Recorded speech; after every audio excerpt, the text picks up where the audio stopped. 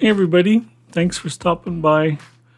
It's chilly here in Toronto. It's being kind of blizzardy today. It's raining, turning into snow, turning into whatever. Anyways, we're doing something that will keep you warm. A great pork and veggie stew where you can clean out your fridge and use everything you have. So in a deep skillet, I've got a couple of tablespoons of olive oil. You can use whatever oil you want, but the meat and sausage has got some saturated fat in it, so I'm trying to make it as light as possible. So I've got 1 pound of lean ground pork, and I've got 2 to 3 Italian sausages. These sausages have fennel in them and can be quite salty and peppery, so I've really refrained from adding any seasonings at this point. I'm going to wait and see what it tastes like when it's close to finished. So I've got it in a saute pan and I'm just trying to brown everything up. Oh, doesn't that look good? I'm adding a ton of veggies here. I've got a pint of mushrooms, an onion that I've diced, 2 stalks of celery and 2 peppers that I've made kind of chunky style, kind of half-inch squares. Don't make it too small because this is going to simmer for a little while and you don't want everything to disintegrate. You still want to know that there's meat in there and that there's veggies, and you want to be able to tell what they are.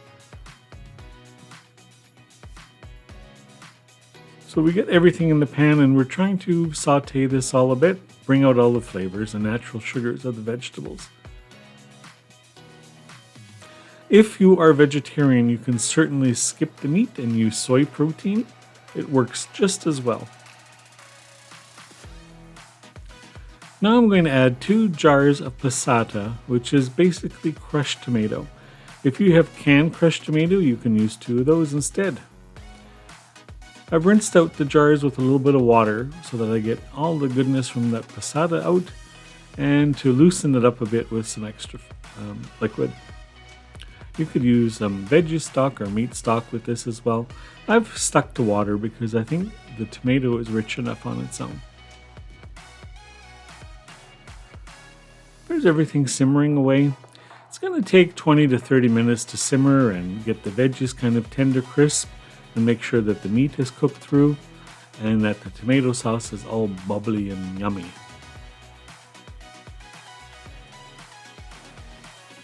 This would be a good time if you wanted to make it spicy and add some pepper flakes or pepperoncino or a dash of hot sauce. The choice is yours. Make it like you would like it. So there's the sauce finished. Doesn't it look good?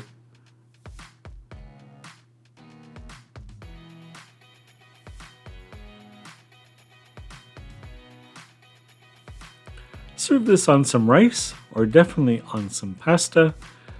It would be good with chunky pasta like rigatoni. You could also use it in your lasagna in layers. It would be absolutely delicious. If you like the recipe, I'd love it if you'd subscribe to the channel. Just love some more foodies with me. Thanks for stopping by for some more food that warms your soul and mine too. We'll see you next time.